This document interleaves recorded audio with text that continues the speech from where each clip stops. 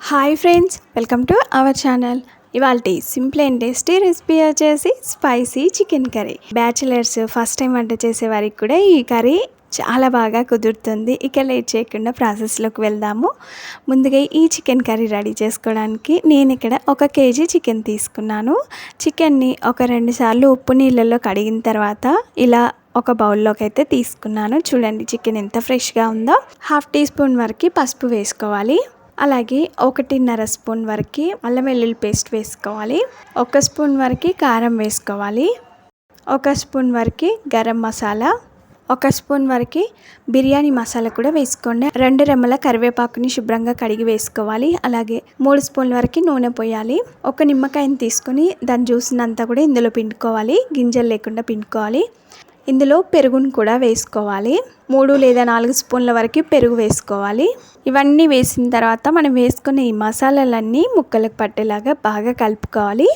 ఇలా కలిపిన తర్వాత ఇందులో లాస్ట్లో ఉప్పుని యాడ్ చేసుకోవాలి. మీరు కావాలనుకుంటే అన్ని ఇంగ్రీడియంట్స్ వేసేటప్పుడే వేసుకోవచ్చు. ఇలా నేను 1 స్పూన్ వరకు అయితే ఉప్పు వేసాను. ఉప్పు వేసిన తర్వాత ముక్కకు పట్టేలాగా బాగా కలుపుకోవాలి.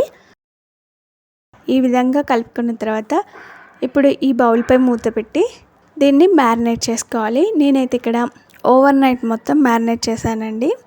ఇప్పుడు దీనిని ఫ్రిడ్జ్లో పెట్టుకొని ఓవర్ నైట్ మొత్తం మ్యారినేట్ చేశాను. మీకు ఒకవేళ టైం లేదనుకోండి, 1 గంట లేదా 2 గంటలు మ్యారినేట్ చేసుకుంటే సరిపోతుంది.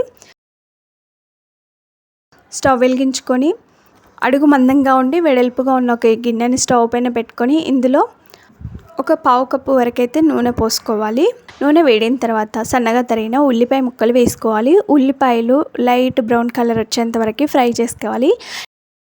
ఇప్పుడు మసాలా పేస్ట్ కోసం మనం ఒక మిక్సీ జార్ని తీసుకొని అందులో 5-6 పచ్చిమిర్చిని శుభ్రంగా కడిగి ముక్కలుగా కట్ చేసి వేసుకోవాలి. ఇందులోనే ఒక గుప్పెడన్ని జీడిపప్పు పలుకులు, బాగా పండిన ఒక 3 టమాటాలని ఇలా పెద్ద సైజులో కట్ చేసుకోవాలి. పొడవుగా ఇలా లావుగా కట్ చేసుకున్న టమాటాలని మిక్సీలోకి వేసిన తర్వాత ఇందులోనే కొంచెం కొత్తిమీరని కూడా వేసుకొని మిక్సీపై మూత పెట్టి మెత్తగా మిక్సీ పట్టుకోవాలి. ఉల్లిపాయలు ఈ విధంగా ఫ్రై చేసుకున్న తర్వాత ఇందులో ఇంకొక 1/2 టీ స్పూన్ వరకు అల్లం వెల్లుల్లి పేస్ట్, 1/2 టీ స్పూన్ వరకు పసుపు వేసుకొని ఇవి పచ్చివాసన పోయేంత వరకు ఫ్రై చేసుకోవాలి. ఇవి ఫ్రై అయిన తర్వాత ఇందులో పచ్చిమిర్చి టమాటా వేసి మిక్సీ పట్టాం కదా, ఆ పేస్ట్ని వేసుకొని ఇదంతా పచ్చివాసన పోయేంత వరకు ఫస్ట్ ఆయిల్లో బాగా ఫ్రై చేసుకోవాలి. గరిటెతో ఒకసారి అంతా కలిసేలాగా బాగా కలుపుకొని దీన్ని ఆయిల్లో బాగా ఫ్రై చేసుకోవాలి. ఆయిల్లో ఎంత బాగా ఫ్రై చేసుకుంటే కూర అంత రుచిగా ఉంటుంది.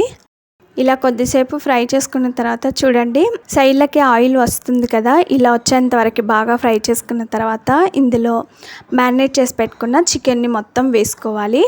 ఇలా మ్యారినేట్ చేసిన చికెన్ మొత్తాన్ని కూడా వేసుకున్న తర్వాత ఒకసారి అంతా కలిసేలాగా బాగా కలుపుకోవాలి. ఎప్పుడు ఒకే స్టైల్లో కాకుండా ఇలా కొంచెం కొత్తగా డిఫరెంట్గా ట్రై చేసినట్లయితే చాలా బాగా కుదురుతుందండి. మధ్య మధ్యలో కలుపుకుంటూ ఉడికించుకోవాలి. చికెన్ ముక్క సాఫ్ట్గా ఎంతవరకు ఉడికించుకోవాలి. చికెన్ కొంచెం ఉడికిన తర్వాత అందులో నుండి గ్రేవీ వస్తుందండి. ఈ గ్రేవీ అంతా కూడా బాగా దగ్గర పడేంత వరకు ఉడికించుకోవాలి. అందులో ఉన్న గ్రేవీతోటే ముక్క సాఫ్ట్గా ఉడికిపోతుంది. మధ్య మధ్యలో కలుపుకుంటూ గిన్నెపై మూత పెట్టి ముక్క సాఫ్ట్గా ఎంతవరకు ఉడికించుకోవాలి. కొద్దిసేపు అయిన తర్వాత మూత తీసి చూద్దాము. గ్రేవీకి సరిపడా నీళ్లు పోసుకోవాలి.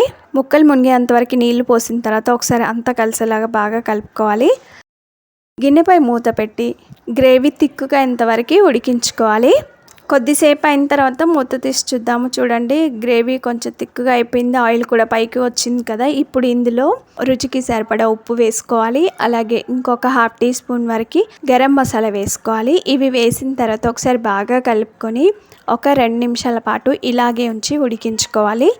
2 నిమిషాల తర్వాత ఇందులో సన్నగా తరిగిన కొత్తిమీరని వేసుకోవాలి. గ్రేవీ కొంచెం పల్చగానే కావాలనుకుంటున్నానండి, కాబట్టి ఈ మోతాదులో ఉన్నప్పుడు కొత్తిమీర వేసుకోవాలి. ఇది కొంచెం చల్లారిన తర్వాత ఇంకాస్త తిక్కుగా అయిపోతుంది. కొత్తిమీర వేసిన తర్వాత 1 లేదా 2 నిమిషాల పాటు అలాగే ఉంచి ఉడికించుకున్న తర్వాత స్టవ్ ఆఫ్ చేసుకొని ఈ కర్రీని అంతా కూడా బాగా కలుపుకొని సర్వింగ్ బౌల్లోకి తీసుకొని సర్వ్ చేసుకుంటే అంతేనండి. చూడ్డానికి ఎంతో కలర్ఫుల్గా, నోటికి ఎంతో కమ్మగా రుచిగా ఉండే మరి ఈ simple and tasty chicken gravy curry మీకు నచ్చిందా? ఆలస్యం చేయకుండా ఒక లైక్ చేయండి. ఫ్రెండ్స్కి కానీ రిలేటివ్స్ కానీ షేర్ చేయండి. మీరు ఈ కర్రీ రెసిపీని తప్పక ట్రై చేయండి. మీకు ఎలా వచ్చింది, టేస్ట్ ఎలా ఉందనేది కామెంట్ చేయండి. ఫస్ట్ టైం ఆ వీడియో వీడియోని చూస్తున్నట్లయితే వెంటనే సబ్స్క్రైబ్ చేసుకోండి. పక్కనే ఉన్న బెల్ సింబల్ని క్లిక్ చేయడం ద్వారా మేము పెట్టే ప్రతి వీడియో నోటిఫికేషన్ మీ మొబైల్కి వచ్చేస్తుంది. Thanks for watching. Bye bye.